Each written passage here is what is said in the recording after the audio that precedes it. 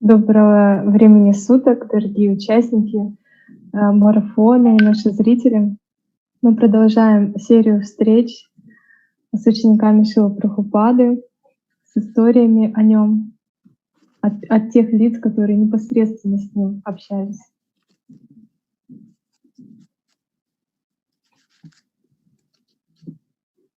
Можно начинать, да, или как? Можно переводить? Я имею в виду, кто сейчас будет говорить? Я буду продолжать говорить, но я вот останавливаюсь до перевода. Ну, я думаю, это не обязательно переводить. Я могу синхронно перевести, чтобы не надо было останавливаться. Да. Да? Лучше будет так? Да. Окей, еще раз повторите, чтобы я запомнила.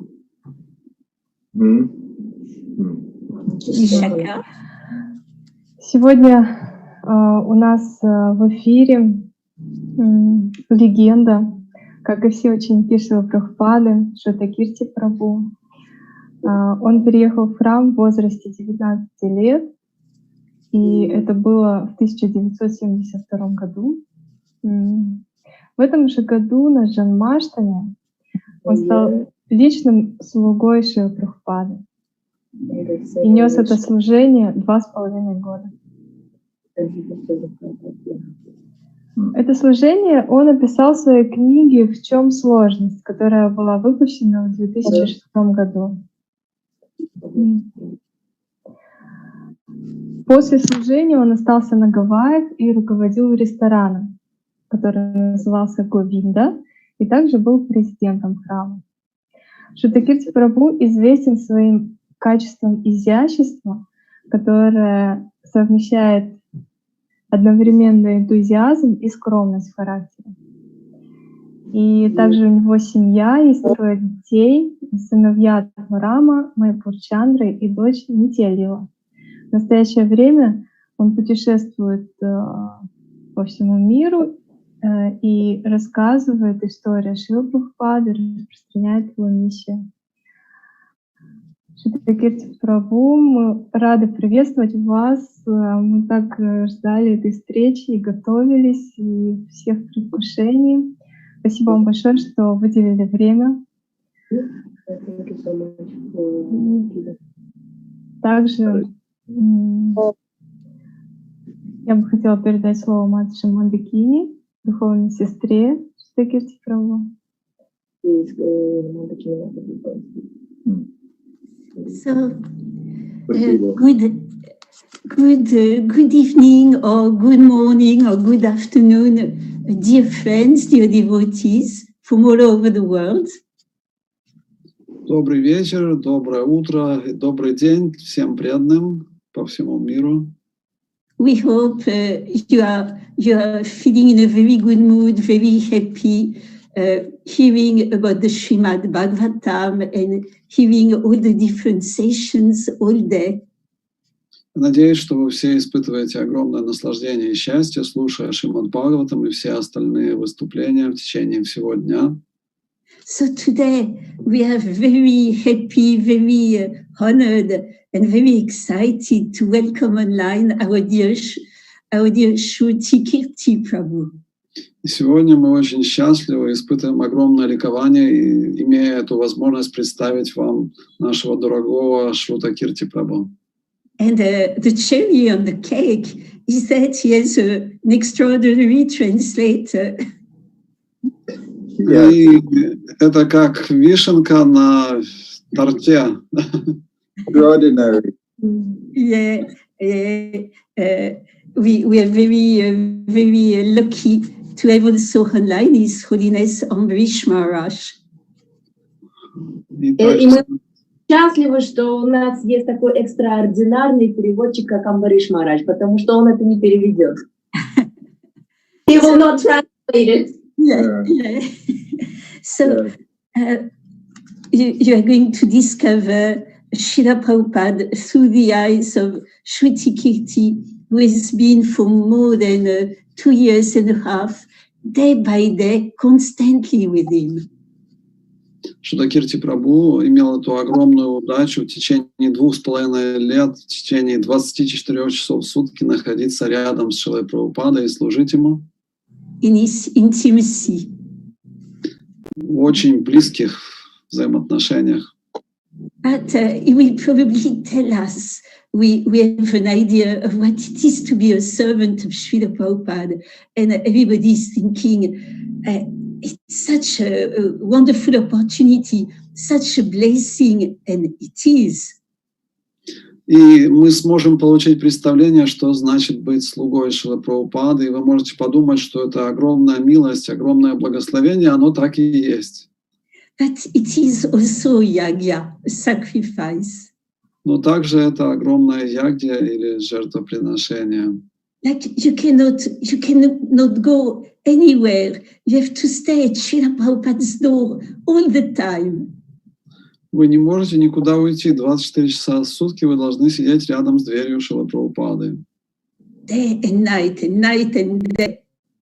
День и ночь, ночь и день. And if by any chance you are not there, you are going to see what happens. И если так случилось, что вы не оказались на месте, вы сейчас узнаете, что тогда будет. So please, dear Shrutakirti Prabhu, we are all eagerly, like thirsty children, listening to you now. И мы теперь все горячо желаем услышать вас, испытываем огромную жажду. Харе Кришна. Харе Намам. Харе Кришна. Услышать вас, испытываем огромную жажду. Namaste Saraswati Devi Gauravan Kuchanini Visesa Sandhvari Kastata Desatan Panchapati Rupati Prasanduga Evacha Patitanam Pavanebhyo Vaishnavebhyo Namo Namaha. Hare Krishna. Hare Krishna. So first I have to thank both, of course, Maharaj, you being here to do the translation work this evening for me. Хотел бы поблагодарить всех, кто сегодня принимает участие, в том числе переводчика. And my god sister Mandakini, who's been working diligently to see that I was here this evening to do this class. И также свою духовную сестру Мандакини, которая приложила все возможные усилия, чтобы я сегодня дал эту лекцию. I have to admit, we're, I guess, now about 3 months, almost 3 months into being locked down here in Vrindavan at MVT. Уже почти 3 месяца я нахожусь здесь, во Вриндаване, на территории MVT. And the recent developments that have happened, of course, I just, 2 days ago, I lost a good friend from England, young lady, Dharma Prabhu. She left her body just the other day, and with Bhakti Shru Maharaj in the USA, there's just so many things going on right now. 2 дня назад я потерял своего дорогого друга, матушку Дхарму из Лондона, которая оставила нас, и сейчас в реанимации находится Бхактичару Махарадж, и много всего происходит. So that's one thing, of course, as Mandakini said, and as was announced, I was with Prabhupada a long time, almost 2.5 years. Как уже объявила матушка Мандакини, я был с Шрилой Прабхупадой в течение длительного времени, почти 2,5 года. And I was very fortunate in that I got to be with him during so much intimate times. И мне очень повезло, я находился с Шрилой Прабхупадой в такой близости, очень интимной близости. But at the same time, I also did get to see how much practical Srila Prabhupada was, especially in his preaching activities. Также мне довелось увидеть, как Шрила Прабхупада был практичен в своей проповеднической деятельности. Well, he said, growing up in America, there was one saying, even a song, Mama said there'd be days like this. You know, Prabhupada always said there would be days like this ahead for us. И Шрила Прабхупада произносил какое-то изречение, что будут такие дни, как сейчас, что-то такое американское какое-то высказывание. Когда он рос, была песня такая, что будут дни такие. Это вот лирика из песни. Шрила Прабхупада тоже говорил, что такие дни, как вот сейчас, они будут происходить. See, especially in the West, in the USA, Prabhupada had to make us understand this material world was not a nice place. И, конечно же, Шрила Прабхупада донес до нас эту мысль, что этот материальный мир — это не самое лучшее место, совсем не хорошее место. So whatever else was going on, he always gave that very practical side. If someone would die, if there was difficulties, he always say, this is material world. In material world, there's no enjoyment. Что бы ни происходило, Шрила Прабхупада всегда смотрел на это с практической точки зрения. Кто-то умирал или болел, Шрила Прабхупада говорил, это материальный мир, это его природа. But we were fortunate that Prabhupada, he actually showed us how to enjoy. Но также Шрила Прабхупада показал нам, как по-настоящему можно наслаждаться. Just today here in Vrindavan, of course, yesterday was the eclipse. They closed the temple. Today was Gundicha Marjanam. И вчера было солнечное затмение, храм был закрыт, как все храмы во Вриндаване. А сегодня мы праздновали Гундича Марджанам. So, my wife and I, we were able just after 12:30 p.m. to go into the temple room and be part of dozens of devotees cleaning the temple from the very top of the roof, ceiling, all the way down to the floor and everything in between. Мне с женой удалось попасть в алтарную комнату к 12:30, и в это время десятки и десятки преданных, начиная с крыши, с потолка, везде все чистили, мыли. And from the very beginning, of course, coming into the temple and of course being with Prabhupada, I was able to see, as Prabhupada said, cleanliness is godliness. С самого начала, когда я начал посещать храмы, когда я уже начал свое общение с Шрилой Прабхупадой, я слышал от Шрилы Прабхупады, что чистота сродни божественности. One time here in Vrindavan, in his room, Prabhupada told me there's 3 sources of disease. Здесь, во Вриндаване, однажды Шрила Прабхупада сказал, что у всех болезней есть 3 причины. First one is uncleanliness. Первое — это нечистота. Overeating. Второе — переедание. And the last one is anxiety. И третье — беспокойство. So Prabhupada said all disease in the material world comes from one of these 3 things.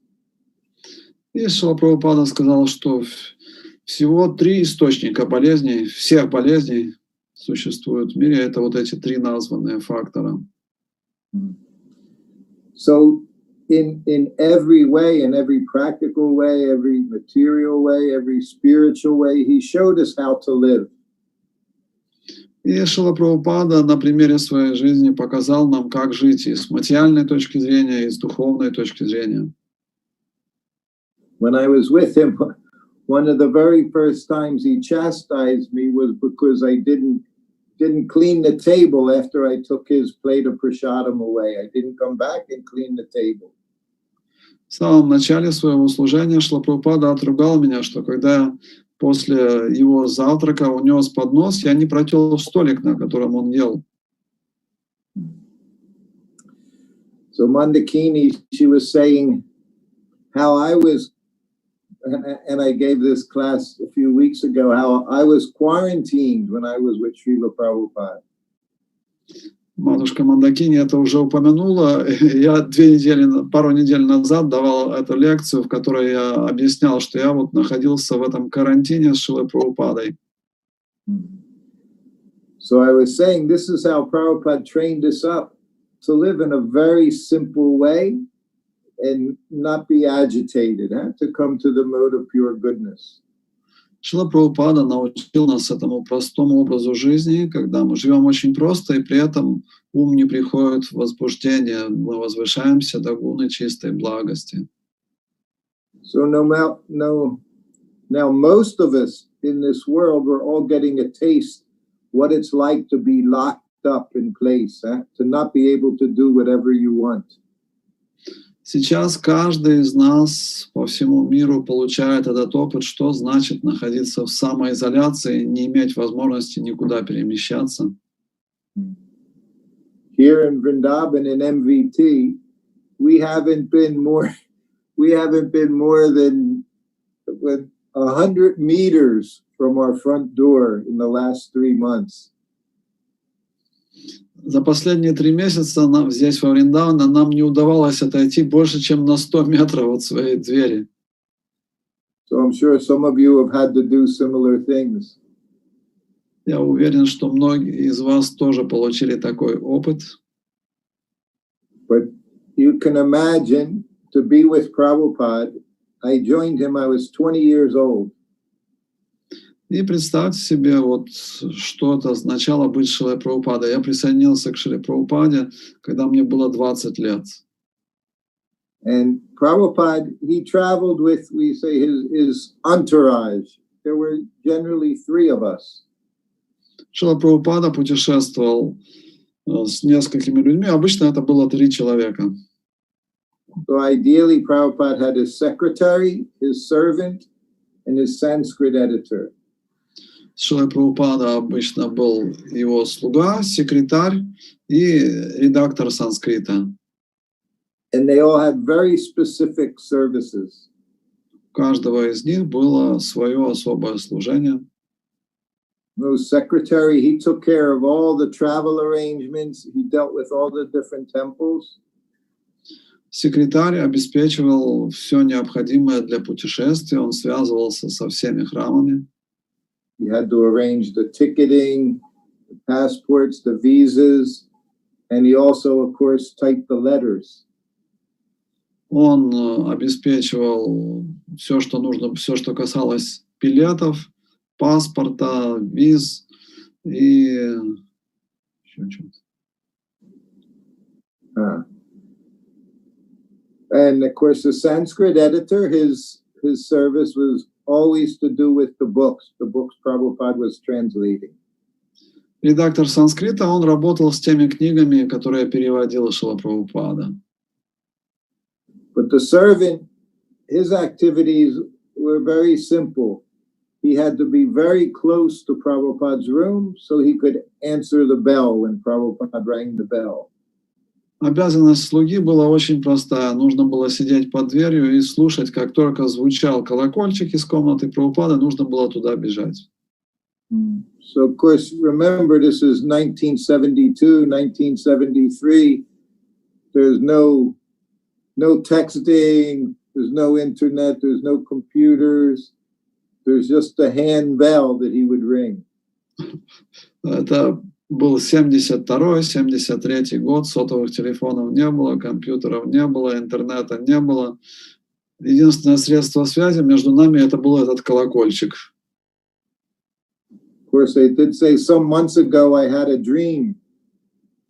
And in the dream, Prabhupada rang his bell. Несколько месяцев назад у меня был сон, и в этом сне Шрила Прабхупада звонил в колокольчик. So I went into this room I had never been in before. It was a room in India. And Prabhupada, he was sitting on his asana behind the table, and he had a cell phone in his hand. Я зашел в комнату Шрилы Прабхупады, которую я никогда до этого не видел. Он сидел на асане за столиком, и в руках у него был сотовый телефон. So, of course, he rang the bell. I went into the room. I offered obeisances, and I sat up. And Prabhupada looked at me. He said, "What's your phone number? I may need to call you sometime." Я услышал звук колокольчика, вошел в комнату, предложил поклоны, присел и начал смотреть на Шрилу Прабхупаду. Шрила Прабхупада спросил, какой у тебя номер телефона? Может, мне придется позвонить тебе? And when he said that, I laughed so much that I woke up right at that time. So I didn't get to give him my phone number. И когда он это произнес, я расхохотался. You did not give him your phone number? I woke up from the dream, so no, I didn't give him. I didn't get his phone number. Didn't give him my phone number.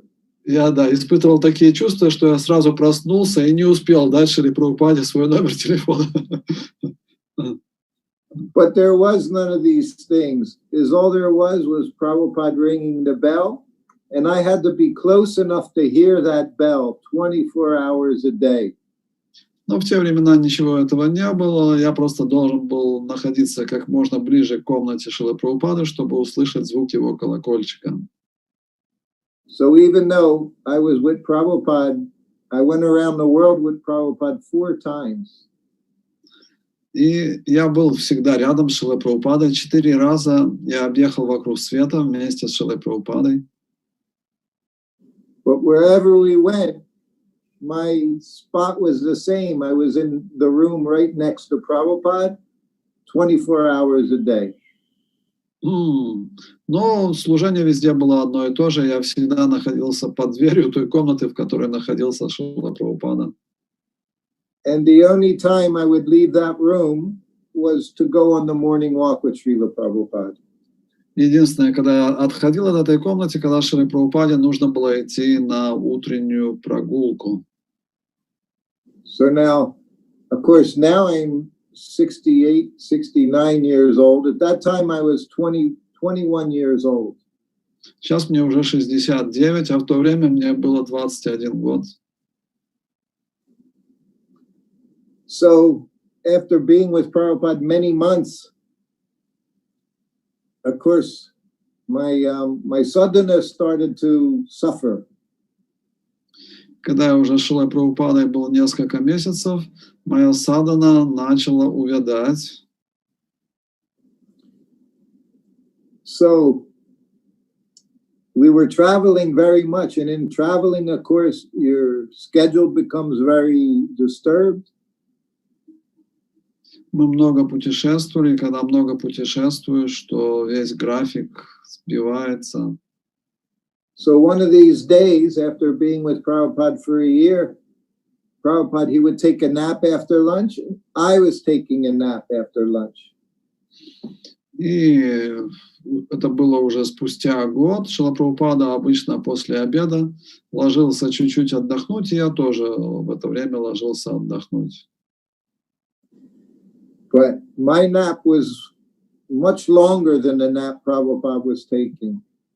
Но мой сон после обеда был гораздо длиннее, чем сон Шрилы Прабхупады. So as I was lying on the floor sleeping in the room next to Prabhupada, finally I could hear the bell ringing, ringing, ringing. И вот я нахожусь рядом с комнатой Шрилы Прабхупады, сплю, и тут наконец-то до меня доходит звук колокольчика. Шрила Прабхупада звонит, звонит, звонит. So I woke up, I ran into Prabhupada's room, and I'm offering my obeisances. Я просыпаюсь, забегаю в комнату Шрилы Прабхупады, приношу свои поклоны. And while I'm offering obeisances, I'm trying to make my eyes look like I was awake. I'm exercising my eyes on the floor. И пока я произношу пранама мантру в поклоне, я начинаю упражнять свои глаза, чтобы они выглядели так, как будто я не спал. But Prabhupada, he knew what I was doing, and while I'm still offering obeisances, he's yelling at me. Но Шрила Прабхупада хорошо знал, чем я занимался, поэтому еще я в поклоне, а Шрила Прабхупада уже кричит на меня. And my head's down on the floor, and I hear Prabhupada say, "Why aren't you chanting your rounds?" Я приношу свой поклон, еще в поклоне Шрила Прабхупада говорит, ты что там, круги повторяешь? So that was the last thing I imagined I would ever hear Prabhupada say to me. Это последняя вещь, которую я ожидал услышать от Шрилы Прабхупады. And I didn't know what to say. Я не знал, что ответить. And I had just been sleeping, so even my brain wasn't functioning very well. Я только спросонку, мой мозг еще не работает нормально. So I looked at Prabhupada and I said, Prabhupada, I'm sitting in my room all day long. Я поднимаюсь, говорю, Шрила Прабхупада, я сижу в этой комнате для слуг целый день. And because I'm sitting there all day long in my room, I'm not getting my rounds done. И Шрила Прабхупада, поскольку я сижу в этой комнате, мне с трудом удается заканчивать свои круги. Which was not a very intelligent thing to say. I had so much time in my room, I couldn't get my rounds done. И это была не самая разумная вещь, которую в этой ситуации можно было сказать, потому что времени-то у меня было достаточно, чтобы свои круги закончить. Now what you have to understand, Prabhupada's not like anyone else.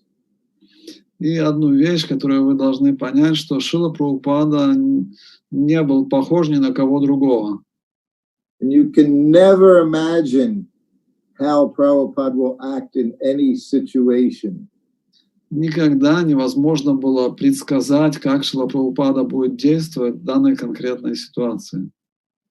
So when I said that to Prabhupada, he didn't yell, he didn't laugh. He looked at me very seriously and he said, "What can we do?" И Шрила Прабхупада не стал кричать, не стал делать какие-то замечания. Он посмотрел на меня и сказал, что мы можем сделать. I just told him I'm not getting my rounds finished because I sit in my room all day long. And as all he said, я только пожаловался, что не могу закончить свои круги из-за того, что целый день сижу в этой комнате. But he didn't say that was a very foolish thing to say. He didn't say I was nonsense. He just said, what can we do to fix it? И Шрила Прабхупада не стал ругаться, не стал говорить, что вот ты негодяй, там, глупец. Нет, он просто спросил, а что мы можем сделать, чтобы улучшить ситуацию? So I said, it's very difficult, Prabhupada, just sitting in my room all day. Я сказал, Шрила Прабхупада, мне так сложно целый день сидеть в одной комнате. And he looked at me. He said, why? He said, I'm sitting in my room all day. Шрила Прабхупада тогда спросил, а почему? Я же сижу в своей комнате целый день. He said, I sit in my room all day, you sit in your room all day, and every morning we go out on the walk together. Я сижу в своей комнате целый день, ты сидишь в своей комнате целый день, и каждый день мы вместе выходим на прогулку. He said, then after the walk, we come back and we're in our rooms. И после прогулки мы возвращаемся и сидим в своих комнатах. He said, so what is the difficulty? И он спросил меня, в чем сложность? I said, Prabhupada, I said, you're Haridas Thakur. Я ответил, Шрила Прабхупада, но вы же как Харидас Такур. I said, you can sit in one place and chant. I said, it's very difficult for me. Вы можете сидеть в одном месте целый день, повторять святые имена. Для меня это сложно. So you can see the first thing is Prabhupada just wanted to solve the problem for me. И первая вещь, которую в этой ситуации можно заметить, что Прабхупада хотел помочь мне решить проблему. And he didn't try to make me feel bad about the situation. И он не пытался сделать так, чтобы я почувствовал себя плохо в этой ситуации. And he says, what can we do? Он просто сразу спросил, а что можно сделать? Of course, I just said, I don't know, Prabhupada. И я ответил, не знаю, Прабхупада. And he said to me, go call Karandar. И тогда он сказал, иди позови Карандару. Karandar, he joined in 1969. He was the GBC there in Los Angeles. Карандара присоединился в 1969 году, и к этому времени он уже был GBC в Лос-Анджелесе. So I ran out of Prabhupada's room. I went across the street to Karandar's office. I got Karandar, said, Prabhupada wants to see you. Я быстро вышел из квартиры Шрилы Прабхупады, перебежал дорогу в офис Карандара и сказал: Шрила Прабхупада хочет тебя увидеть. So then we both went across the street together. We go back into Prabhupada's room, and now we both offer our obeisances. Мы вместе пересекаем дорогу, поднимаемся в квартиру Шрилы Прабхупады, заходим к нему в комнату и кланяемся. And Prabhupada, he looks at Karandar. He said, so, Shrutakirti is not getting his rounds chanted. Шрила Прабхупада смотрит на Карандару и говорит: Шрутакирти не может закончить свои круги. And he says, he's not getting his rounds chanted because he's sitting in his room all day. И он не может закончить свои круги, потому что он целый день сидит в этой комнате. Prabhupada saying this over and over with a straight face. He's not laughing, he's just very serious. И Шрила Прабхупада говорит все это с серьезным лицом, он не смеется. He said, so how can we help him? И Шрила Прабхупада спрашивает его: как мы можем ему помочь? So then Karandar sitting there, he's seriously thinking. Карандара сидит и с серьезным лицом размышляет. And then Prabhupada looked at us. He said, I have an idea. Шрила Прабхупада смотрит на нас и говорит: мне пришла идея. He looked at Karandar. He said, can you get another dictaphone machine? Он обращается к Карандаре и говорит: можешь мне раздобыть еще один диктофон? Karandar, yes, Prabhupada. Карандар говорит: да, Прабхупад. And he looked at me. He said, you know how to type? И Шрила Прабхупада смотрит на меня и спрашивает: ты знаешь, как печатать на печатной машинке? I said, yes, Prabhupada. Я говорю: да, Прабхупад. He said, so you get a dictaphone machine and you put it in my other sitting room. Шрила Прабхупада говорит: тогда ты должен получить вот второй диктофон, положить его в рабочей комнате. In New Dwarka, Prabhupada had two sitting rooms. They were almost the same. У Шрилы Прабхупады были две рабочих комнаты в Лос-Анджелесе.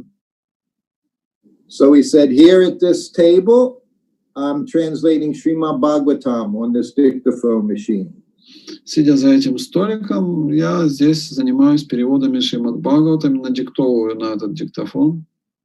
He said, so you put the dictaphone machine in the other room? He said, and I'll begin translating Chaitanya Charitamrita on it. Ты потом забираешь этот диктофон, ставишь мне второй, и я начинаю надиктовывать Чайтанья Чаритамриту. So then he looked at me. He said, so in the morning, you can come and take the tape from the dictaphone machine. И Шрила Прабхупада говорит: утром ты можешь заходить и забирать у меня кассету с надиктовкой. And then you can do the transcription. You can type it out. И потом можешь сидеть за печатной машинкой и транскрибировать то, что я надиктовал. He said, so then you'll have some more service to do in your room. Тогда у тебя в комнате появится новое служение. He said, is that all right? Это нормально? Спросил Шрила Прабхупада. I said, yes, Prabhupada. Я сказал: да, Прабхупада. He said, so then you'll get your rounds chanted because you have some service? Тогда ты будешь заканчивать свои круги, у тебя уже будет больше служения? I said, yes, Prabhupada. Я сказал: да, Прабхупада. He said, okay. Сказал: хорошо. So then that very day, Karandar went out. He bought a new dictaphone machine. We set it up on the other table in the other sitting room. И в тот день Карандара купил второй диктофон, и мы его установили во второй комнате. So now, the next morning, I knew that I had to spend a few hours typing on the typewriter. На следующее утро я уже знал, что мне придется несколько часов провести за печатной машинкой. So when we went out on the morning walk, I knew I was busy, so I was chanting my rounds to make sure I would get my rounds done. Поэтому с утра я уже взялся за четки и старался закончить джапу, потому что знал, что больше у меня времени не будет. So then I came and I took the tape. I went to my room. I spent a few hours typing in my room that day, listening to Prabhupada speaking. Затем я зашел в комнату Шрилы Прабхупады, взял кассету, на которой была сделана запись, и несколько часов сидел, распечатывал и слушал Шрилу Прабхупаду. So because I had more service to do, I chanted my rounds. Поскольку у меня появилось больше служения, я начал повторять свою джапу. So the next morning on the morning walk, again, I went out on the walk with Prabhupada. I'm right next to him. I'm chanting my japa. На следующее утро вместе с Шрилой Прабхупадой я отправился на утреннюю прогулку, я шел за ним, повторял джапу. But he didn't do any tape that night on Chaitanya Charitamrita. Но в тот вечер он не делал никакой надиктовки по читанию Чаритамрите. And the next morning I went on and there was no tape on Chaitanya Charitamrita. На следующее утро я зашел проверить, и не было никакой кассеты с читанием Чаритамриты. But because he took all that time to fix my problem, now I was again chanting my rounds. Но поскольку он уделил время моей проблеме, теперь я повторял свои круги.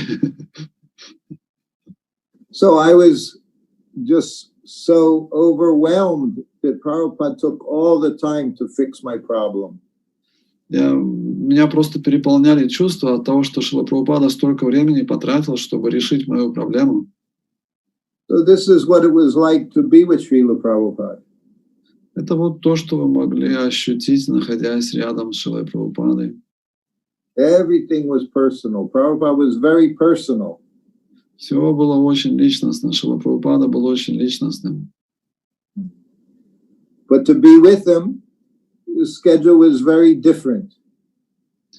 Но когда я был вместе с ним, расписание было очень особое. As I said, I was in my room, so I never went to Mangalarti when I was with Prabhupada. Поскольку я все время должен был находиться рядом с комнатой Шрилы Прабхупады, у меня не было возможности посещать Мангаларати. When I joined him, no one ever told me any rules or regulations, what to do, but I just assumed that I didn't go to Mangalarti.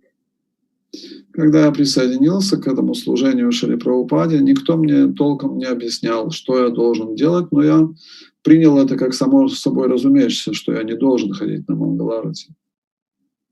So it was again after being with him for a year, we were back there in Los Angeles. Prabhupada stayed there for 1 month. И вот в течение года я путешествовал с Шрилой Прабхупадой, и через год мы опять вернулись в Лос-Анджелес. So it was good when Prabhupada stayed somewhere for a long time, then you could develop a regular schedule. И это было здорово, когда Шрила Прабхупада на более длительное время оставался в одном месте, тогда хотя бы можно было выработать какое-то расписание. And I would even get to speak to my godbrothers at times. They would come to where I was. Мне удавалось хотя бы поговорить со своими духовными братьями, они иногда заходили в ту комнату, где я находился. So these two friends of mine, they asked me to come to Mangalarti. И вот двое друзей, они попросили меня пойти на Мангаларати. Now again, in any temple, I never went to Mangalarti. Обычно во время всех путешествий, даже в храмах, я не посещал Мангаларати. Because Prabhupada could just ring this bell. Потому что в это время Шрила Прабхупада мог позвонить в свой колокольчик. Usually he never rang his bell at nighttime. Обычно ночью он не звонил в свой колокольчик. But sometimes he did. Но иногда он это делал. But they kept asking me to come to Mangalarti, saying to come to Mangalarti. So finally I agreed to attend Mangalarti with them. И они продолжали настаивать, давай, сходишь на Мангаларати, и в конце концов я согласился. Of course, Prabhupada, he also didn't go to Mangalarti. Шрила Прабхупада тоже не ходил на Мангаларати. The morning time, early in the morning, was when Prabhupada did his translation work. So during that time, 1 o'clock, 2 o'clock, 3 o'clock. Именно ночью Шрила Прабхупада занимался переводами. В час ночи, в 2, в 3 он все это время переводил. And then, of course, around 5 o'clock, he would get ready for the morning walk. В 5 утра он готовился к выходу на утреннюю прогулку. So, of course, finally, the one morning I went to Mangalarti so I could be with my friends and attend Mangalarti. Вот однажды утром друзья уговорили меня, я пошел вместе с ними на Мангаларти. And, of course, that very morning, Prabhupada rang his bell. Именно в это утро Шрила Прабхупада позвонил в свой колокольчик. And no one was there to answer his bell. И там никого не было, кто бы мог ответить на его звонок. So finally at Mangalartik, after about 15 minutes, my godbrother Sanskrit editor, he's tapping me on the shoulder. Prabhupada wants to see you now. И прошло 15 минут Мангаларати, и редактор санскрита, мой друг, стучит мне по плечу и говорит: Прабхупада хочет видеть тебя прямо сейчас. For us, that was a very scary phrase. Prabhupada wants to see you now, and he's really mad. Это была такая устрашающая фраза. Шрила Прабхупада хочет видеть тебя прямо сейчас, и он очень разгневан. So, of course, I ran out of the temple room, I ran upstairs, I ran into Prabhupada's room, and I'm offering obeisances. И вот я выбегаю из алтарной, поднимаюсь наверх, забегаю в комнату Прабхупады, кланяюсь. And of course, as I'm offering obeisances, Prabhupada's yelling, he's, "Where have you been? I've been ringing this bell for hours." И я еще в поклоне, а Шрила Прабхупада уже орет: где ты был? Я уже часами звоню в колокольчик. Now, one thing I knew being with Prabhupada from the beginning, you never give any excuses. When he asks you a question, there is no good answer. И за время пребывания с Прабхупадой я уже научился тому, что нету правильного ответа на такой вопрос, то есть не стоит оправдываться. But I did think that in this situation, I would tell him. So I said, Prabhupada, I went to Mangalarti. Ну, в этой ситуации я ответил. Я сказал: Шрила Прабхупада, я пошел на Мангаларти. But that wasn't a good answer either. Это оказался не очень хороший ответ. And he shouted at me, "You have no business going to Mangalarti." И Шрила Прабхупада закричал на меня: тебе нет никакого дела до того, чтобы ходить на Мангаларти. Это не твое дело. And then he told me, he said, your service is to be in your room 24 hours a day. What if I need something? Твое служение 24 часа в сутки находиться в соседней комнате, потому что вдруг мне понадобится какое-то служение. I just said, yes, Prabhupada. Я ответил: да, Прабхупад.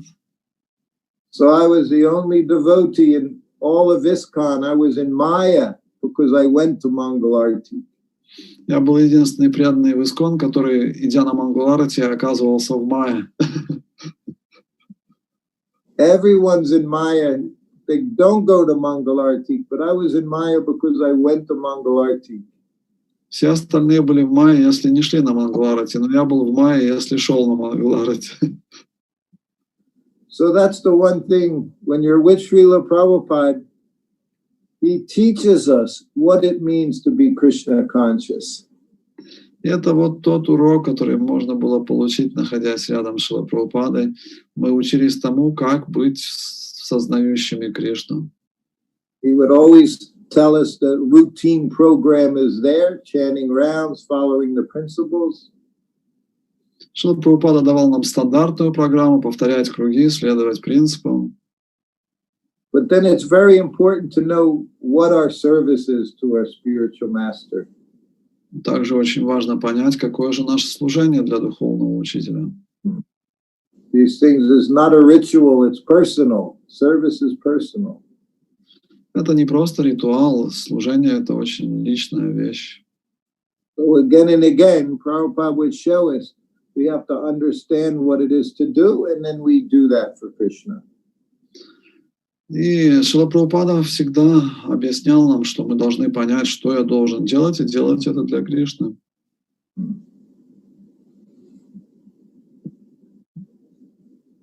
I'll tell one other story in Los Angeles about what it was like to be with Prabhupada. Еще одна история из Лос-Анджелеса о том, что значит находиться рядом с Прабхупадой. And now, as his servant, it was sometimes a struggle. Иногда как слуге мне тоже приходилось испытывать трудности. So most devotees in the movement, they lived waiting to see Šrila Prabhupada come to the temple. Большинство преданных в нашем движении жило в ожидании, что когда-то им удастся подойти поближе к Шриле Прабхупаде, зайти к нему в комнату. So while I was with Prabhupada, everywhere I went, I would see devotees in ecstasy because Prabhupada was there. И куда бы мы ни приезжали, я везде видел, как преданные приходят в великий экстаз, потому что приехал Шрила Прабхупада. Every morning walk, every class, every airport, devotees were always in ecstasy. На каждой утренней прогулке, на каждой лекции, на каждом прибытии в аэропорту все преданные находились в огромном экстазе. But I was with them every day, and sometimes I wasn't in ecstasy. Но я был с Шрилой Прабхупадой каждый день, и что-то я не чувствовал вот такого экстаза. So this one trip, Prabhupada was arriving at Los Angeles, big airport in Los Angeles. И вот в одно из путешествий я прилетаю с Шрилой Прабхупадой в аэропорт Лос-Анджелеса. So there were hundreds of devotees at the gate waiting for Prabhupada to come off the plane. Сотни преданных на выходе из, где встречают прилетающих в экстазе, преданные поют киртан. So some of them have never seen Prabhupada before, some of them hadn't seen him for the last 6 months. Кто-то ни разу из них еще не видел Шрилу Прабхупаду, некоторые не видели его 6 месяцев.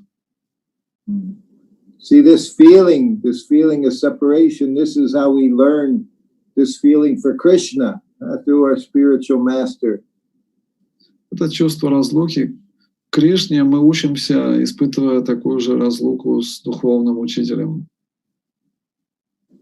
So from the airplane, we could hear the kirtan in the airport. Еще, выходя из самолета, мы уже могли слышать киртан, который шел в аэропорту. So before we're getting off the plane, Prabhupada puts on beautiful garland. Then he tells us to take the other garlands. We put our garlands on. И перед выходом из самолета Шрила Прабхупада одевает на себя гирлянду, а остальные гирлянды он просит, чтобы мы одели на себя. And we're all walking off the plane. И мы все выходим из самолета. Now, the one thing was, I was in very bad consciousness. И вот в этот момент я находился в не очень хорошем сознании. У нас выключили электричество. And Prabhupada, of course, he's very happy. He's going to see all his disciples. Шрила Прабхупада очень счастлив. Он снова увидит своих учеников здесь. And as the people are walking off the plane, you can hear the kirtans getting louder and louder. И по мере того, как люди выходят из самолета, киртан становится сильнее и громче. And I'm just behind Prabhupada. И я иду прямо за Шрилой Прабхупадой. And finally, Prabhupada enters the airport. Everybody's jumping up and down. They're laughing, they're crying, they're chanting. Шрила Прабхупада входит в аэропорт, и я вижу, как преданные прыгают, танцуют, поют, плачут некоторые. And I can see everybody in the airport. Everyone is in ecstasy. Я вижу, что все, кто в аэропорту, они просто в экстазе. Except me. I don't feel anything. Кроме меня, у меня нет никаких чувств.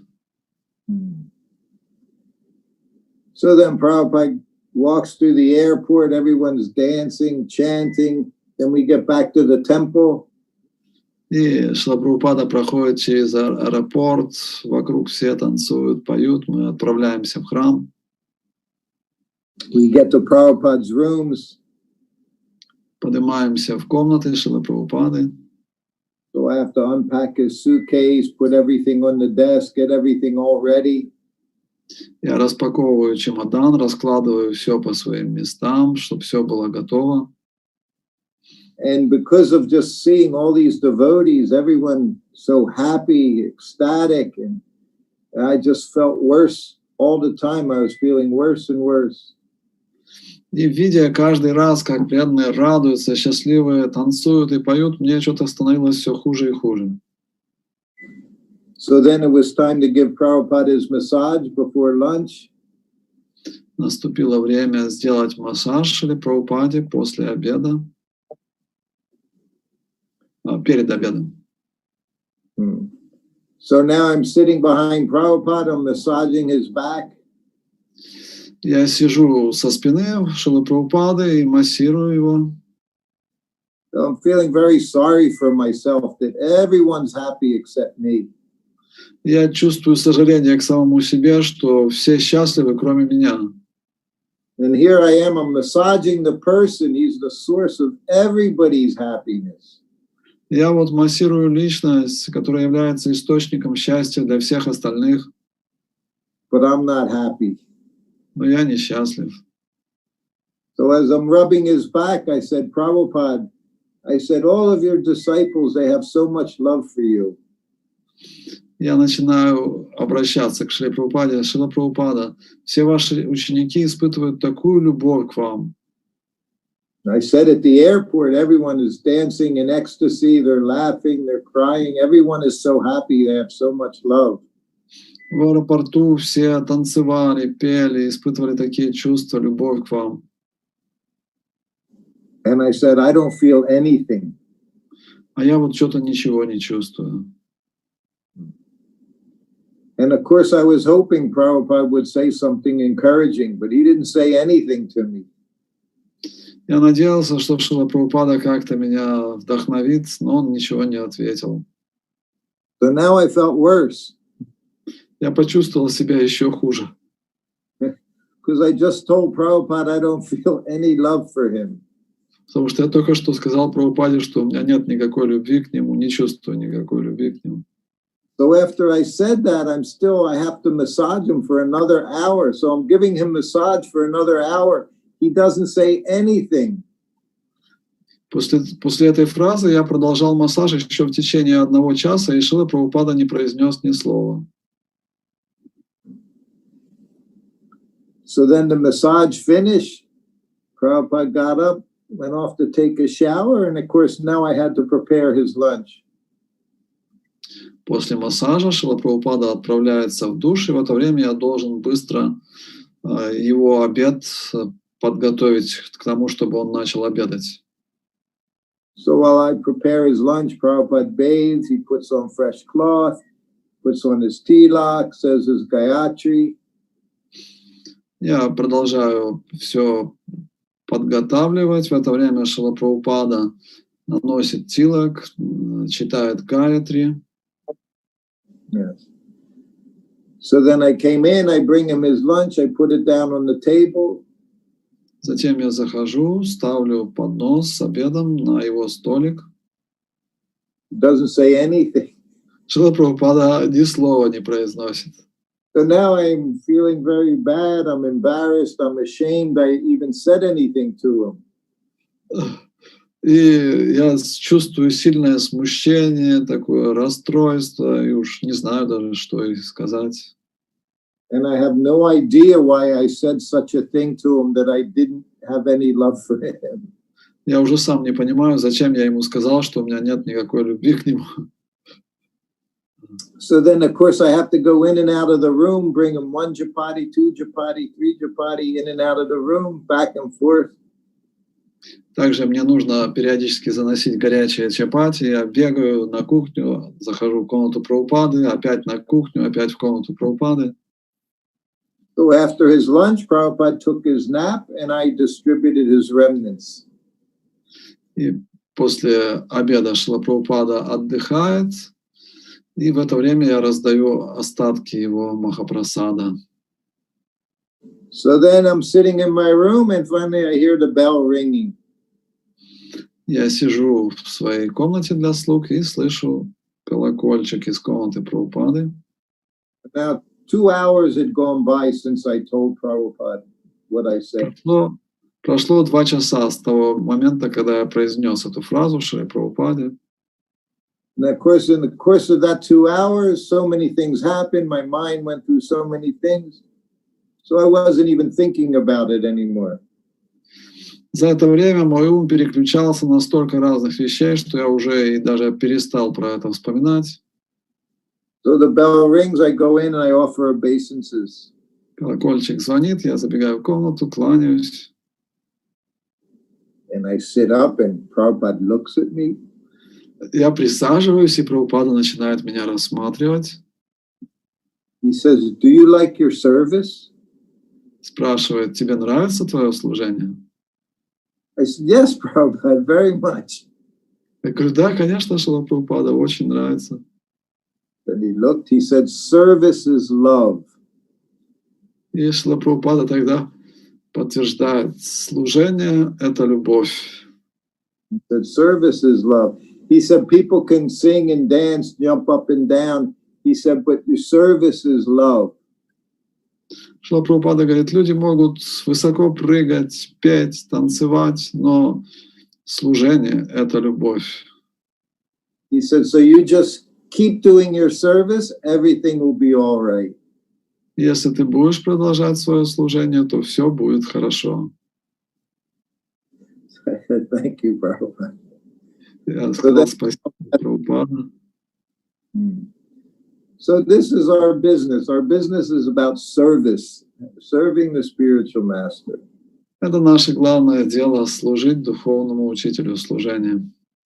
And if we just do our service through all situations, then everything will be all right. Если мы будем продолжать наше служение при любых обстоятельствах, тогда все будет хорошо. And He's given us everything to prepare ourselves for this situation we're in now. Он дал нам все необходимое для того, чтобы подготовиться к той ситуации, в которой мы сейчас. We know that He would always say, and nothing else, you can sit anywhere and chant Hare Krishna. Если совсем больше ничего не можете делать, говорил Шрила Прабхупада, да, просто сидите и повторяйте Харе Кришна. So actually our whole process is to train us up for situations that, like we're in now. Поэтому вся наша жизнь была подготовкой к той ситуации, в которой мы находимся сейчас. But the devotee is happy, he can chant, dance, take a little prasadam.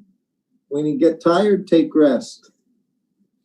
Шрила Прабхупада говорит, если преданный счастлив, он может петь, танцевать, принимать прасадам. Если устал, то отдыхать. Yes. So we could stop here, I think, if there are any questions or comments. На этом мы можем пока остановиться. Если есть какие-то комментарии или вопросы. Спасибо большое, Шрутакирти Прабху. Мы сегодня раскрыли для себя еще одну грань Шрилы Прабхупады. Это было великолепно. Спасибо вам большое. Thank you so much that today we have got one more angle of seeing Шрила Прабхупада. И у нас есть вопрос с прямого эфира, задает Мантри Светлана. Расскажите, пожалуйста, о том, над чем смеялся Шрила Прабхупада. Были ли у него любимые шутки?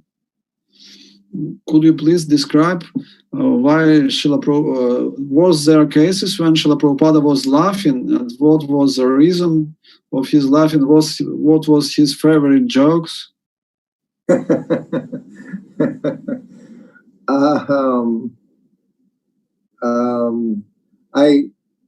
The very first time I saw Prabhupada laughing, I told you this recently, of course, was when I was reading Krishna book stories to him. Первый раз я увидел Шрилу Прабхупаду смеющимся, когда я его увидел первый раз в его садике в Лос-Анджелесе, когда он попросил меня читать для него книгу Кришна. And it was 2 days in a row I was reading stories about the demons. And when Krishna or Balaram would be killing the demon, Prabhupada started laughing and laughing and laughing, and whole body was shaking. 2 дня подряд я читал Шриле Прабхупаде историю о том, как Кришна и Баларама убивают демонов, и когда я доходил до этого места, что Кришна убивает демона, Шрила Прабхупада начинал сотрясаться от такого вселенского смеха, все его тело просто распирало, и он весь трясся. Of course, Prabhupada, he would tell, sometimes even on the Vyasa-san, he would tell stories to his disciples. He would tell these jokes, Indian jokes. Даже сидя на Вьясасане, иногда Шрила Прабхупада своим ученикам рассказывал индийский юмор.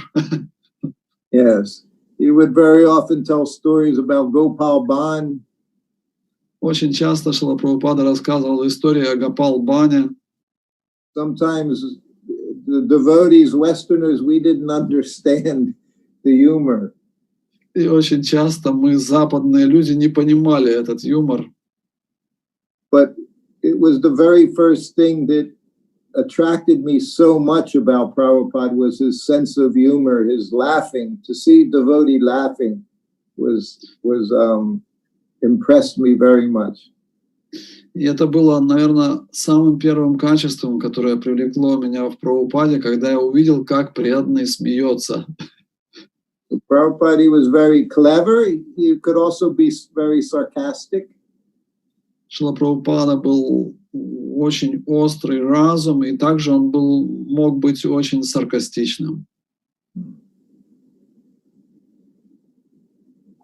Спасибо большое. Вот у нас еще один вопрос поступил от Надежды.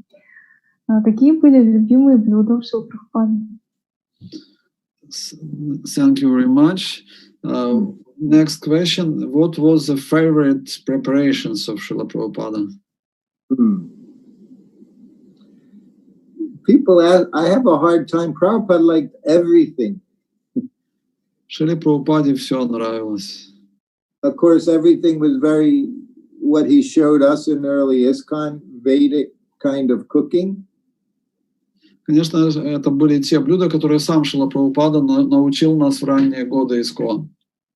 He liked sweets very much. Of course, he liked his Bengali sweets. Ему очень нравились бенгальские сладости. And we know they called him, when he was young, he was Kachori Mukhi. He liked Kachori very much. В детстве его прозвали Качори Мук за любовь к качори.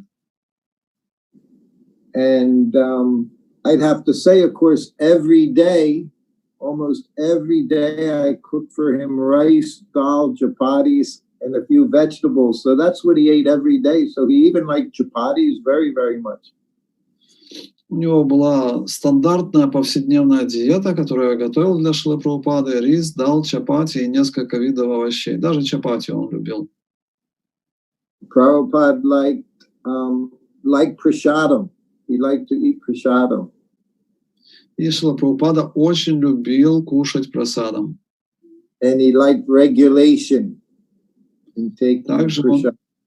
Он любил, чтобы это принятие прасада было по расписанию. And he had a glass of hot milk every night. И каждый вечер он выпивал стакан горячего молока. So that was always very important to get some milk every day, he said, for himself and for his disciples. И поэтому было очень важно раздобыть молоко ежедневно для Шрилы Прабхупады, и тоже он советовал делать и своим ученикам.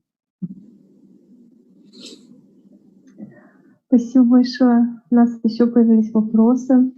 Вот такой вопрос. Выделял ли Шрила Прабхупада любимых учеников? То есть было ли у него такое отделение? И как он относился к ученикам? Дополните этот вопрос, как можно. Thank you very much. Did Шрила Прабхупада had some favorite disciples? А вторая часть, в конце, что вы сказали? И как он относился к своим ученикам, то есть какое у него было отношение к ученикам? And what was Шрила Prabhupada's attitude towards his disciples? Well, it was years ago, someone asked me a question like if Prabhupada treated any disciple special. Несколько лет назад меня спросили, было ли какой-то любимчик у Шрилы Прабхупады, к которому он по-особенному относился. And the person who asked was a disciple of one of my god brothers, who of course spent time with Prabhupada. И этот преданный, который задал этот вопрос, он был учеником моего духовного брата, который довольно много был с Шрилой Прабхупадой. So it was the first time I had ever been asked a question. Это был первый раз, когда мне подобный вопрос задали. But I thought just for a short time. Я подумал в течение короткого времени. And I said, yes, all of them. Я ответил, да, Шрила Прабхупада по-особенному относился ко всем ученикам. So that was part of Prabhupada's charm. He treated everyone special. He made everyone feel special. If you were in front of him, he made you feel special. Была особая черта Шрилы Прабхупады, что когда вы находились рядом с ним, каждый из вас чувствовал себя кем-то особенным. He showed interest in everyone that came before him. Он проявлял интерес к каждому, кто появлялся перед ним. And he never made you feel like you were in his way. He needed to do something else. He never looked at his watch. He was always just there. И он никогда не давал вам почувствовать, что вы ему тут здесь не нужны. Он никогда не смотрел на часы, когда с вами разговаривал. So it's something Prabhupada had. He was very content in himself. So he was content with everyone. Это была такая особая черта Шрилы Прабхупады, что он всегда был удовлетворен в себе, поэтому и он выражал это удовлетворение по отношению ко всем остальным. He was a devotee of Krishna, and he just wanted to make everyone devotee of Krishna, so they could be happy. Он был преданным Кришне, и он хотел, чтобы все остальные тоже стали преданными Кришне и были счастливы.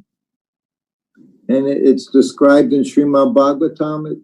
Just by seeing a pure devotee, just by seeing their smile, one can become Krishna conscious.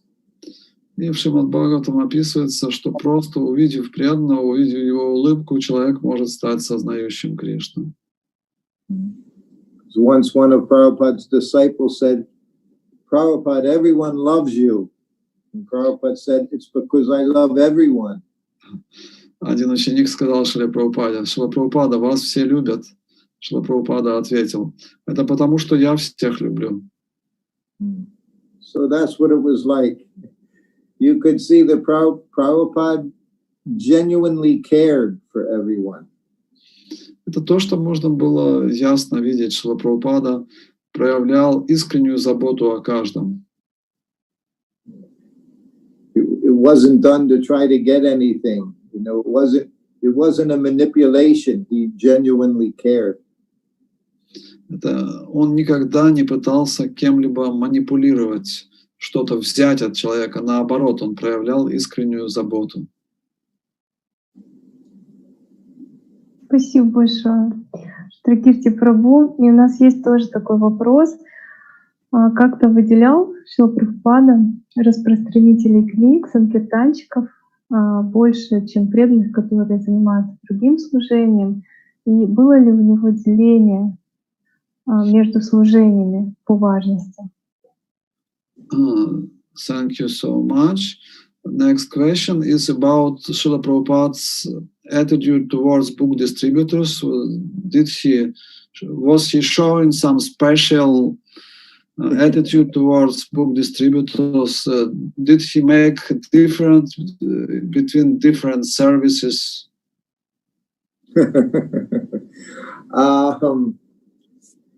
Prabhupada had a way of speaking to encourage everyone in their services. Шрила Прабхупада таким образом обращался к своим ученикам, что всех вдохновлял.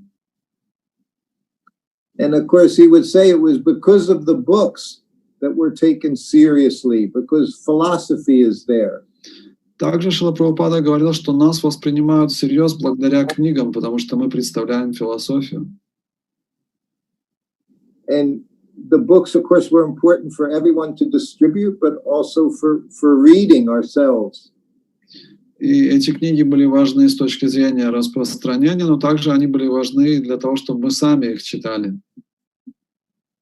Prabhupada also understood the power of his books. Шрила Прабхупада также осознавал могущество своих книг. And he would say if someone just touches a book, he says their life can become perfect just by taking a book, touching a book. Одно из высказываний Шрилы Прабхупады, он говорит, что даже если человек просто прикоснется к книге или возьмет книгу, то его жизнь станет совершенной. And the books are important to distribute because whatever else happens, the books are there, the philosophy is there in the books. Anyone can understand. Поэтому очень важно распространять эти книги, потому что любой, кто получает эти книги, он потом имеет возможность в любой момент обратиться к этой книге, она будет рядом с ним. Just like we see now what's going on, anytime all of this can be gone, all this digital world can be gone, but books will be there. Как сейчас мы видим, что происходит в мире, вот эта вся цифровая техника в любой момент может накрыться, но книги останутся. And of course, he described his society, where his society is a preaching mission. Также, когда Шрила Прабхупада говорил о нашем движении, об этом обществе, он говорил, что это проповедническая миссия. And he also said that, how much can you say to a person in a few minutes? He said, but you give them a book, you can change their life. Также Шрила Прабхупада говорил, чего стоит ваша трехминутная проповедь, если вы дадите ему книгу, это будет серьезно. So, of course, it's very, very important. As he would say, most important. Так что это очень-очень важно. Шрила Прабхупада говорил самое важное. But then he would also say all the other services were most important. Ну, в отношении других служений Шрила Прабхупада тоже говорил, что они тоже самые важные. Just like I said, everyone was going to Mangal Arti. Prabhupada said most important, but my service was not going to Mangal Arti. Как, например, для всех Шрила Прабхупада давал наставление идти на Мангаларати, это для них было самое важное, а для меня он сказал, что для тебя самое важное никуда не уходить. So we also have to know where our abilities are, okay? And whatever we do that for Krishna. Потом мы должны хорошо понимать наши способности и использовать это для Кришны. I told you today, this afternoon, I spent 2-3 hours in the temple cleaning the deity's paraphernalia.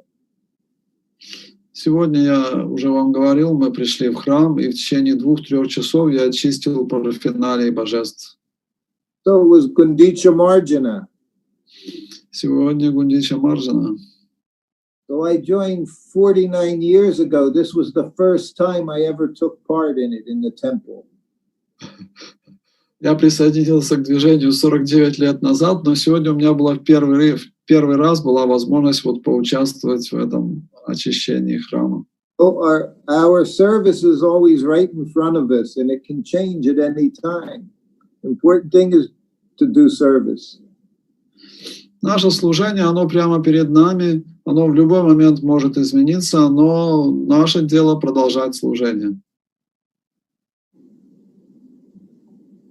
So preaching is important. Yes. So the preaching is important, of course, because this is what's most pleasing, to distribute the knowledge to the innocent people. И проповедь важна, поскольку это приносит самое большое удовольствие Шриле Прабхупаде делиться с людьми этим знанием. Okay. Спасибо большое. Нас сейчас смотрят около 100 человек в прямом эфире, и поступают вопросы. И я хотела спросить матушку Мандакини, может быть, она хотела задать вопросы, и потом бы я продолжила из эфира задавать. Dear Mandakini Mataji, would you like also to ask some questions or to share your realization? Yes. Yeah. I would like to ask 3 questions. 3 вопроса. The first one is about Srila Prabhupada's sense of humor that you already described a little bit. Не могли бы вы чуть подробнее описать чувство юмора Шрилы Прабхупады? Это первый вопрос. And when you develop that sense of humor, I would like you to tell the devotees the story when Srila Prabhupada told you not to let one god brother enter. И также я хотела бы, чтобы вы потом рассказали второй вопрос. Это история, когда Шрила Прабхупада попросил не пускать к нему одного из его духовных братьев. Prabhuji, can I say something first? Я еще должна кое-что сказать. I want to thank you so much, dear Shruti Prabhu, because by describing life with Srila Prabhupada, you brought me back to the time when you were coming in the temples in London, India, with Srila Prabhupada. Yeah. Своим рассказом вы меня вернули. Я хотела вас поблагодарить, потому что своим рассказом вы вернули в те времена, когда я служила в храме в Лондоне, и вы тоже приезжали с Шрилой Прабхупадой. And it just brought such an intense separation. Я почувствовала острую разлуку. And this separation is at the same time very sweet and very bitter. Yes. И чувство разлуки, оно с одной стороны очень сладкое, с другой стороны очень горькое. And as you said, separation from Prabhupada, from even the Vaishnav, it's a training because the greatest ecstasy in Krishna consciousness, they're about separation. Yes. Как вы уже сказали, это чувство разлуки, это на самом деле чувство, которому мы учимся, потому что это высочайший уровень духовного развития, когда человек испытывает разлуку с Кришной. Thank you very much. And now let us change the mood. Go to Srila Prabhupada's sense of humor for the first question. Давайте теперь учимся к чувству юмора Шрилы Прабхупады. Это первый вопрос. And maybe with that extraordinary story where Prabhupada brought you to his intimacy. И также хотела бы услышать от вас историю, когда вы получили особо близкие отношения с Шрилой Прабхупадой. These take some time. Okay, let me think. You know the story you told when that god brother wanted to come in, and Prabhupada says, I have no time. He's always talking about the past. Don't let him. Yeah. Okay. Эту историю помните о духовном брате, которого Шрила Прабхупада попросил не пускать, чтобы тот не тратил пустое время? So again, Maharaj, I told this recently, I think, in Mayapur. Недавно, да, когда мы описывали Майяпур, я рассказывал эту историю. One of Prabhupada's sannyasi godbrothers was coming to visit him in Mayapur every afternoon. Один духовный брат Шрилы Прабхупады, саньяси, каждый день уже после обеда приходил навестить Шрилу Прабхупаду. So one afternoon after he left, Prabhupada rang the bell and called me into his room. И в один из дней, после того, как духовный брат ушел, Шрила Прабхупада позвонил в колокольчик, вызвал меня в комнату. So he said, when Maharaj comes, I don't want to see him. Если Махарадж еще раз придет, я больше не хочу его видеть. He said, all he does is gossip. Все, чем он занимается, это рассказывает сплетни. He says he comes here and he tells me what our God brothers are doing. He tells me what his disciples are doing. Он начинает мне рассказывать, чем занимаются мои духовные братья, потом про своих учеников начинает рассказывать. He tells me what's going on in the different mats in Mayapur. Все последние новости, что происходит в разных матхах в Майяпуре. He says, I'm not interested in hearing all this gossip. Мне абсолютно неинтересно слушать все эти сплетни. He said, so if he comes, I don't want to see him. Если он придет, я больше не хочу его видеть. He said if he would speak philosophy or if he would speak from Chaitanya Charitamrita, something nice, he said it would be very nice to be with him. Если бы он говорил о Чайтанья Чаритамрите, о философии, так здорово было быть вместе с ним. But all he wants to do is gossip. Но все, чем он хочет заниматься, это сплетни. So I said, yes, Prabhupada. So this was Prabhupada's god brother, not my god brother. И я сказал, да, Прабхупада, это был его духовный брат, Шрилы Прабхупады, не мой духовный брат. And he's telling me to prevent him from going in. И Шрила Прабхупада теперь говорит, что я не должен его пускать. So, of course, the very next afternoon, his god brother came back. He walks up the stairs, and I'm at the top of the stairs. На следующий же день этот духовный брат опять приходит, он поднимается по лестнице, я стою как раз у лестницы. And he said, I'm here to see Maharaj. Я пришел увидеть Махараджа. Of course, Prabhupada was, his rooms were just there, but Prabhupada was resting. Комната Шрилы Прабхупады была в 2 шагах, но он в это время отдыхал. So I just said to him, that's okay. I said, but Prabhupada's resting, so I can't disturb him. Я сказал, ну это нормально, но Шрила Прабхупада отдыхает, я не могу его побеспокоить. So this went back and forth a few times, and he's saying, Prabhupada told me whenever I come, I can see him. И это продолжалось еще несколько раз. Он говорит, Прабхупада мне сказал, что когда я прихожу, я могу в любое время его увидеть. Again, I said, yes. I said, but he's taking rest. I said, so I can't disturb. Я ему отвечал, ну да, конечно, но сейчас он отдыхает, поэтому я не могу его побеспокоить.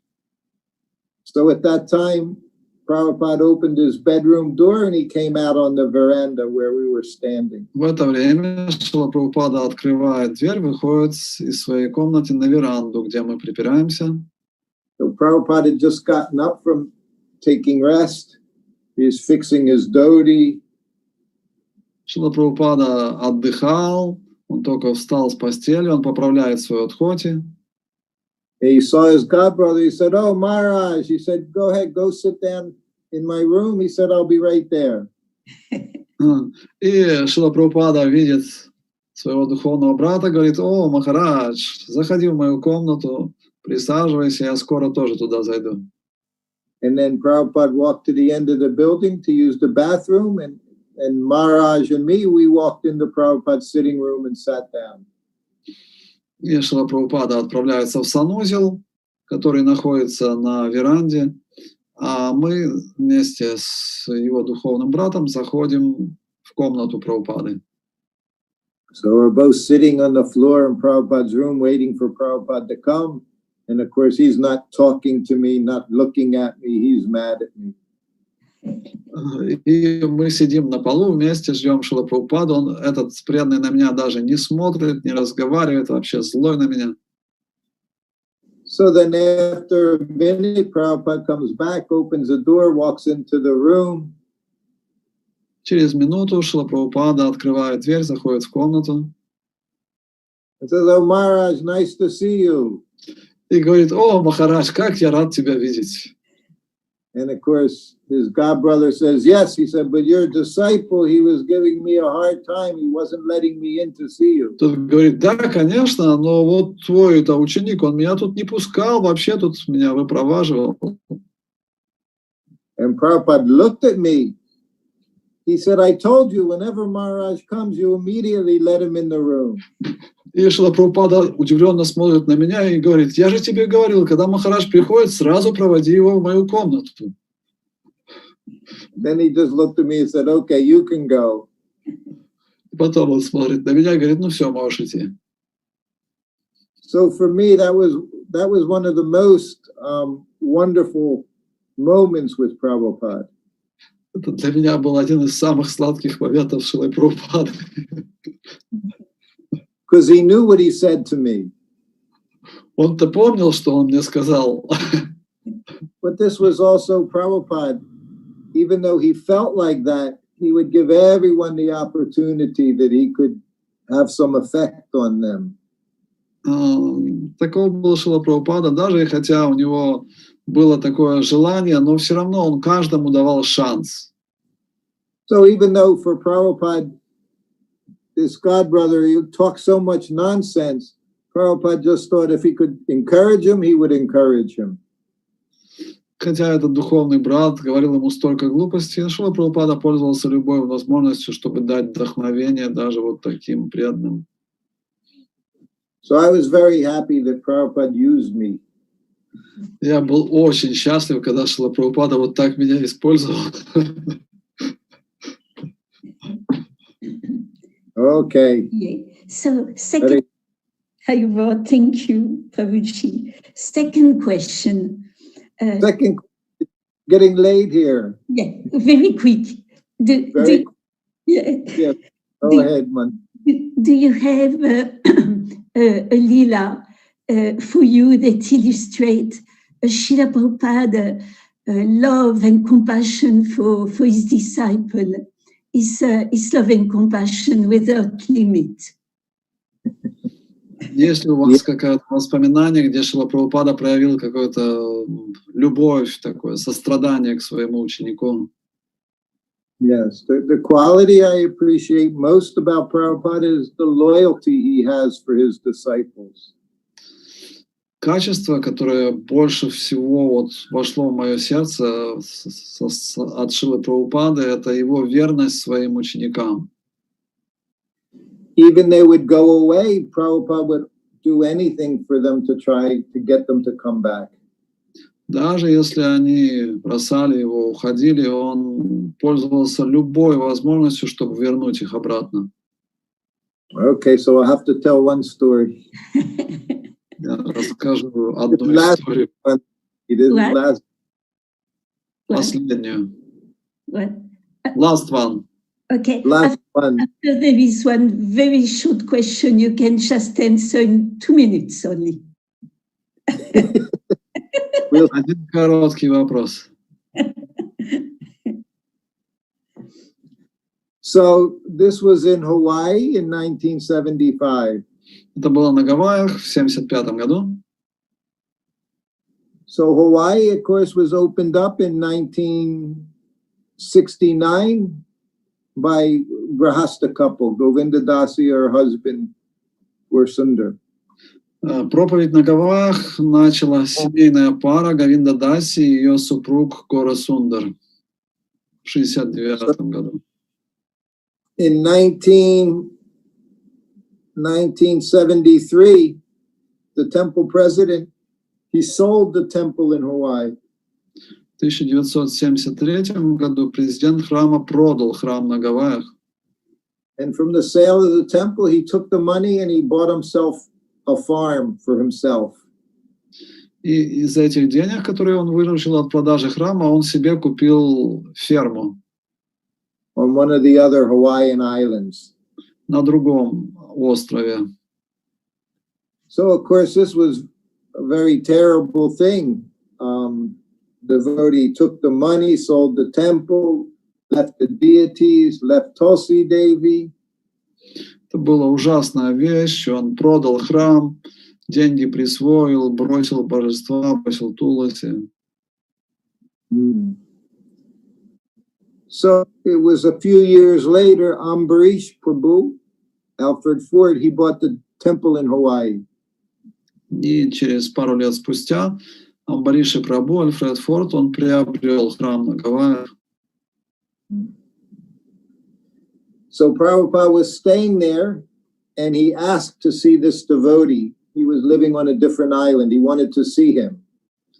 И Шрила Прабхупада попросил, чтобы звали этого преданного, который в это время уже жил на другом острове, он хотел увидеть его.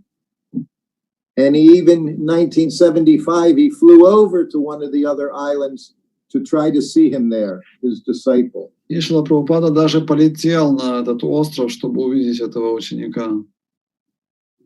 But he wasn't able to see him, and he came back to the temple in Hawaii. Он не смог его увидеть и вернулся в храм на Гавайях. So one day, I was giving Prabhupada massage before lunch. И однажды перед обедом я делал Шриле Прабхупаде массаж. And this devotee, he came into the room. И вот в комнату заходит этот преданный. And now he had a beard, long hair. Он отпустил бороду, длинные волосы. So this was a devotee that had taken the money, he bought his own property. So now he heard Prabhupada wanted to see him, so he came. Это вот был преданный, который продал храм, присвоил деньги, купил себе ферму. И вот он услышал, что Шрила Прабхупада хочет его увидеть, и приехал. So it was just Prabhupada and me in the room, and I'm massaging Prabhupada's back, and he came in and he sat down in front of Prabhupada. В комнате только Шрила Прабхупада, я делаю ему массаж, и он заходит и садится перед Шрилой Прабхупадой. And Prabhupada started to talk to him. Шрила Прабхупада начинает говорить с ним. He hadn't seen him since he sold the temple 3 years before. Шрила Прабхупада уже 3 года его не видел с тех пор, как он продал храм. And Prabhupada looked at him with long hair, beard. Шрила Прабхупада смотрит на него с длинными волосами, бородой. And Prabhupada said to him, "What did I do that made you leave?" Шрила Прабхупада спрашивает, что я такого сделал, из-за чего ты меня бросил, ушел? He said, "What offense have I committed?" He said, "that caused you to leave us." Какое оскорбление я совершил, почему ты нас оставил? He said, "What can I do for you to come back?" Что я могу сделать, чтобы ты вернулся? He said, "Tell me, what can I do?" He said, "so that you will come back with us." Скажи мне, что я могу сделать, чтобы ты к нам вернулся? And Prabhupada had tears in his eyes. Прабхупады на глаза навернулись слезы. And again he said, "What offense have I made?" He said, "that caused you to leave." Он еще раз повторяет, какое оскорбление я совершил, что ты ушел от меня. And the whole time Prabhupada was talking to him, this devotee didn't say anything. He just sat there and looked at him. Прабхупада продолжает говорить, этот преданный сидит и молчит. And then finally Prabhupada said, "Okay," he said, "you can go." В конце концов, Шрила Прабхупада говорит, ну хорошо, можешь уходить. So he got up and he left. Он встал и ушел. So after he left, and I'm still massaging Prabhupada behind, massaging his back. Я продолжаю массировать Шрилу Прабхупады, сижу сзади него. And Prabhupada said, "He's a big rascal." Шрила Прабхупада говорит, он большой мошенник. But I love him. Я люблю его. That was it. So that's how Prabhupada, that's how he felt about anyone did some service. What to speak of these devotees early on who did so much service. Prabhupada would do anything for them. Вот так Шрила Прабхупада чувствовал по отношению к тем ученикам, которые делали для него служение, особенно по отношению к первым ученикам, которые сделали столько служения. He didn't ask him about the money. He didn't ask him what he'd been doing. He just said, "What can I do for you to come back?" Шрила Прабхупада не говорил, почему ты присвоил деньги, почему ты храм продал. Нет, он говорил, что можно сделать, чтобы ты вернулся. Okay. Prabhuji, now it's just a very personal question. Just 2 minutes we ask to all the God brothers and God sisters who come. Dear Shrutakirti Prabhu, if in 2 minutes Srila Prabhupada would be in front of you, what would you tell him? What would you ask him? Короткий вопрос. Если бы сейчас перед вами появился Шрила Прабхупада, о чем бы его спросили, что бы попросили у него? You know, Prabhupada always says, I only ever ask my spiritual master one question. How can I serve you? Шрила Прабхупада, обычно рассказывая о духовном учителе, говорил, я задавал своему духовному учителю только один вопрос, как я могу вам служить? The one thing Prabhupada said to that god brother who was coming to see him, he criticized Prabhupada for not going to the Lord Chaitanya's birthplace to go to the samadhi of his Guru Maharaj, Bhaktisiddhanta Saraswati. Духовный брат, который приходил к Шриле Прабхупаде, он критиковал Шрилу Прабхупаду и говорил, почему вы не приходите к самадхи духовного учителя, не выражаете своего почтения. So this is what he complained to Prabhupada, said, your god brothers criticize you that you don't offer your respects to your spiritual master. Он доложил Шриле Прабхупаде, что ваши духовные братья критикуют вас за то, что вы не приходите к самадхи, не выражаете почтение своему духовному учителю. And then Prabhupada became very angry and banged his fist on the desk. He pointed to his picture of his spiritual master, said, I am with my spiritual master every moment. Шрила Прабхупада сильно разгневался, ударил кулаком по столу и показал на изображение своего духовного учителя и сказал, я всегда со своим духовным учителем. He said, because I'm always following his instructions. Потому что я всегда следую его наставлениям. Our situation, of course, us who are with Prabhupada, it can be very difficult sometimes. Иногда, находясь рядом с Шрилой Прабхупадой, мы могли чувствовать какие-то сложности. But we have to come to the understanding Prabhupada is with us all the time. Но мы должны прийти к этому пониманию, что Шрила Прабхупада всегда с нами. He certainly, as we know, he's with us with his books, his instructions. Он присутствует с нами в форме своих книг, в форме своих наставлений. But more than that, he's taking care of us, he's guiding us. Он заботится о нас, он направляет нас. See, like I said, I told that story. I was right next to Prabhupada. I didn't feel anything. I didn't feel any closeness to him. Я рассказал эту историю, когда я был рядом с Шрилой Прабхупадой и не чувствовал никакой близости к нему. So now I feel closer. Сейчас я чувствую себя гораздо ближе к Прабхупаде. So all of us, any of us want, I think, is just to tell Prabhupada to just let us remain with him always, eternally. Конечно же, наверняка каждый из нас попросил бы Шрилу Прабхупаду разрешения навечно, навсегда присоединиться к нему и находиться вместе с ним. But one time Prabhupada did call me into his room. Но однажды Шрила Прабхупада позвал меня в свою комнату. And he looked at me and he said, we're not so advanced that we want to come back life after life and do service here. И он сказал, мы не настолько продвинуты, чтобы желать приходить сюда жизнь за жизнью, выполнять здесь служение. He said, we want to have the desire to go back home, back to Godhead. Мы должны иметь желание вернуться домой, обратно к Богу. And he said, we're not so advanced to think that way. Мы не настолько продвинуты, чтобы думать, что буду приходить жизнь за жизнью. So I think if we could say anything, the Prabhupada would be, get me out of here.